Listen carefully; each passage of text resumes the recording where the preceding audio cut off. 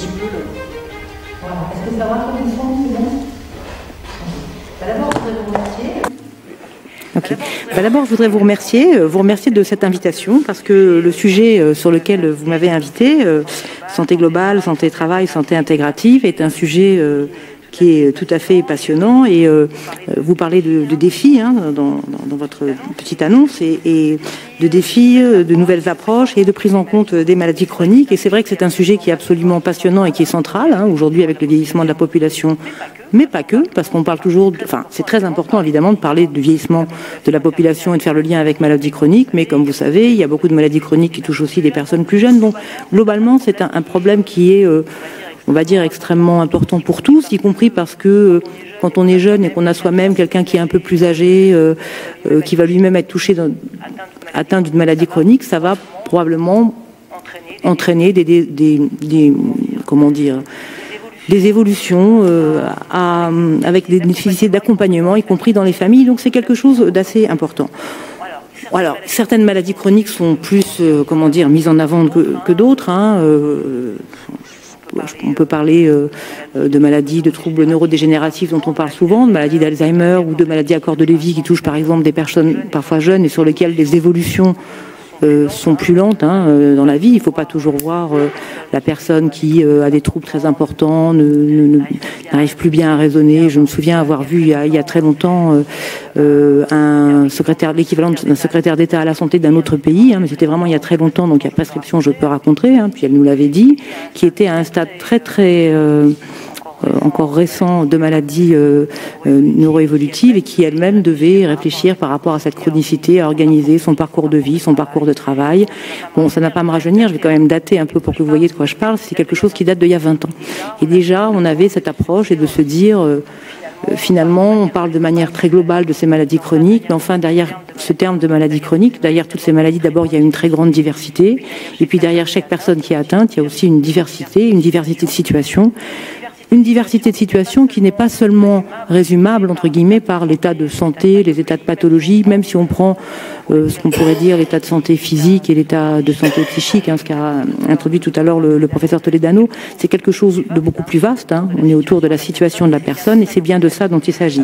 Alors moi, je suis très familière, je vais le dire, avec ce terme de santé globale, tel que vous l'utilisez aujourd'hui. Il me va très bien, c'est celui que j'ai employé pendant longtemps.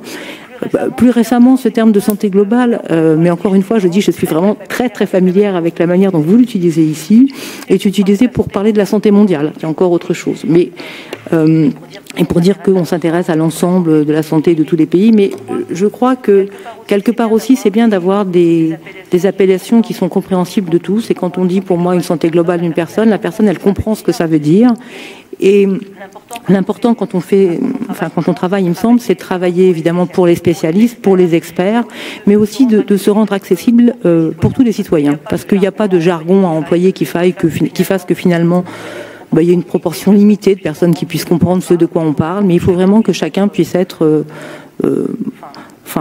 acteur un peu, je dis ça, mais de manière vraiment très simple, hein, et puisse contribuer et comprendre ce qui est en train de se passer et quelles évolutions on est en train de vivre pour que chaque personne puisse profiter des améliorations qui existent. Parce que, fort heureusement, moi je suis quelqu'un de plutôt optimiste, alors je vais dire comme on dit souvent, beaucoup a été fait, beaucoup reste à faire, mais enfin il y a quand même pas mal de choses qui ont été faites quand on voit de quoi on parle. Alors, moi la santé au travail, la santé globale, j'ai eu à en connaître à l'IGAS de manière très particulière. Je vais inverser peut-être ce que j'avais prévu, c'est pas grave, moi j'aime bien improviser, et puisque Anne-Marie Devez m'a fait l'amitié de parler de maladies cardiovasculaires, je l'en remercie beaucoup.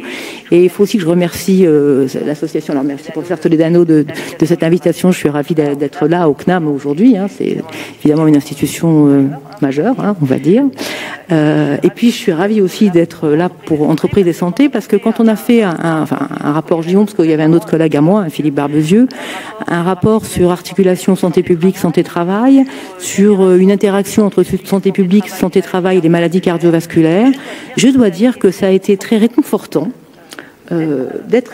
invité, je le dis très simplement, donc c'était il y a quelques temps, hein, le rapport date de 2013-2014, c'était pour la grande conférence sociale, pour venir parler devant un public auquel c'est vrai qu'on n'a pas toujours forcément accès, donc avec des responsables, alors, des médecins du travail on envoyait, mais des responsables d'entreprise, de venir échanger sur ces questions-là.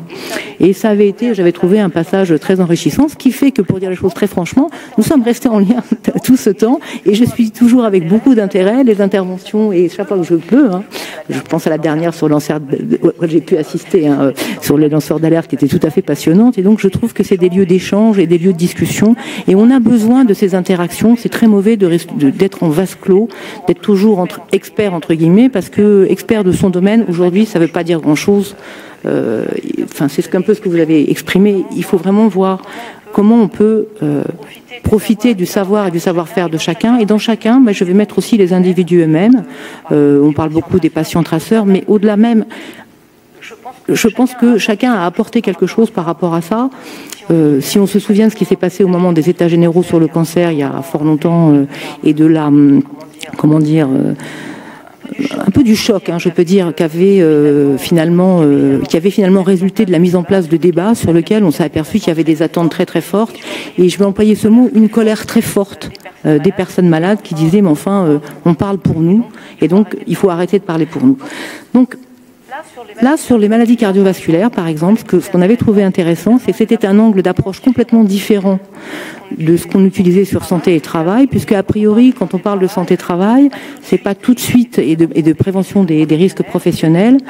À l'époque, en tous les cas, en 2013-2014, c'était pas tout de suite les maladies cardiovasculaires qui venaient à l'esprit. On avait d'abord discuté en petit comité. Je pense que c'est intéressant d'avoir un peu d'historique pour voir l'évolution de l'état d'esprit. Et on nous avait dit, oh, vous êtes vraiment sûr, cardiovasculaire, vous voulez faire cardiovasculaire quand même, vous voulez pas faire plutôt sur les risques chimiques, sur bon.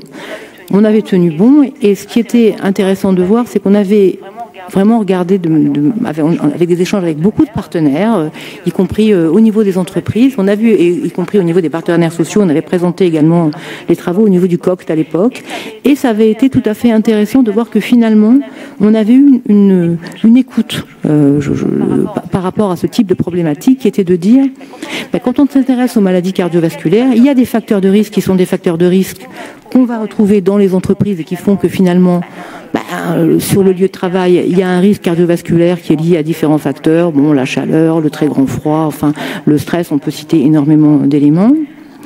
Rappelez aussi que le chômage est un facteur de risque majeur dans les maladies cardiovasculaires, donc c'était un point aussi important à mettre en avant.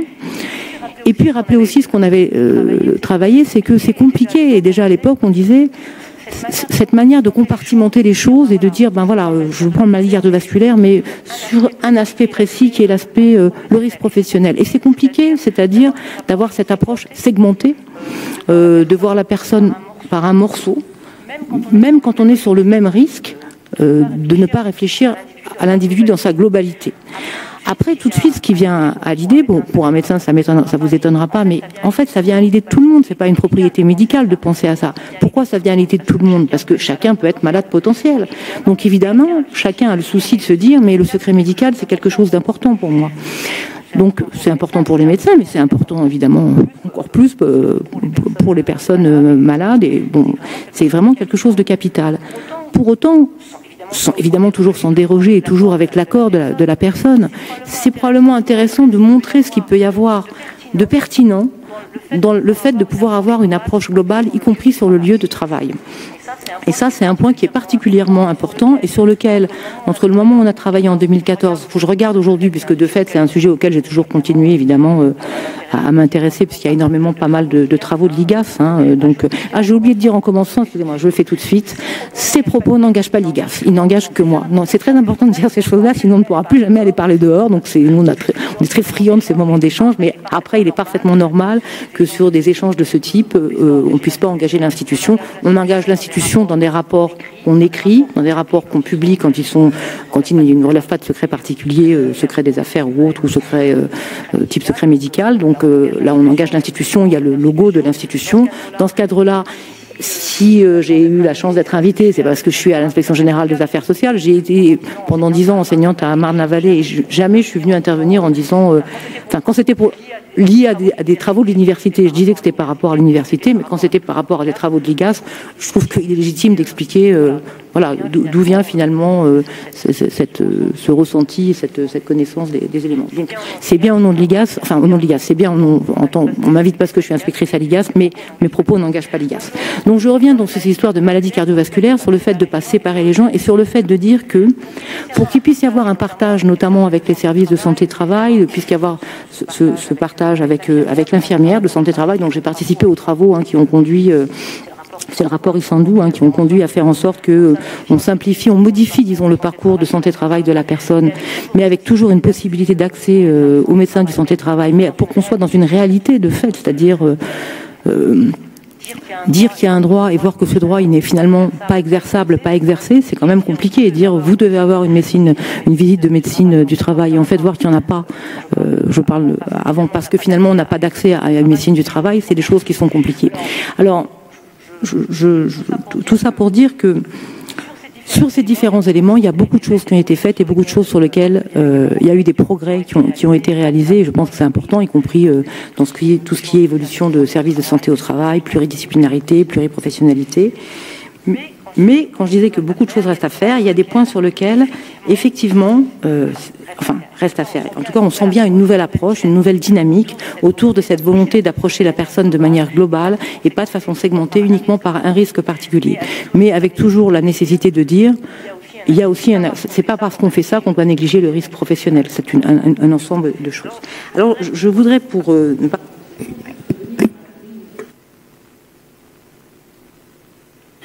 C'est bon, c'est juste moi qui vous faisais un petit signe pour vous dire que le temps courait. Il faut réappuyer sur le bleu. Ouais. Juste pour vous dire, je vais aller vite là-dessus, que j'ai travaillé plus récemment sur l'évaluation du plan Cancer 3, de manière très récente, avec un rapport qui a été publié en 2020. Ce rapport, il montrait qu'il y avait beaucoup de choses qui avaient été faites, mais dans les choses importantes qui avaient été faites pendant le plan Cancer 3, c'était l'amélioration de la connaissance. L'amélioration de la connaissance au niveau, par une enquête, qui est l'enquête Vivre après le cancer, Vican 5 ans après le cancer, publiée en 2018, et sur lequel il y avait des points très importants sur comment on faisait pour que les gens puissent maintenir leur emploi. Mais en termes de connaissances, ce qu'on voyait, c'est que 63,5% des personnes avaient ensuite des séquelles après un cancer. Et que donc, il y avait la question de la guérison de la personne, la question du droit à l'oubli qui est dans un autre champ, mais qui quand même montre bien que d'un côté, on ne veut plus être stigmatisé, entre guillemets, comme personne ayant un cancer, mais qu'en même temps, il y a cette question de vouloir pouvoir avoir un accompagnement quand il a besoin d'avoir cet accompagnement. Et c'est pour ça que la stratégie décennale de lutte contre le cancer qui est développée maintenant remet l'accent sur des points sur lesquels, notamment parmi les axes stratégiques, il y a tout ce qui est autour des séquelles, de la réduction des séquelles, avec des objectifs assez ambitieux, puisque passer de 2 tiers des malades qui présentent des séquelles à 5 ans à ne plus avoir que 1 tiers des malades, et avec un point très important autour des soins de support, donc je pense que peut-être que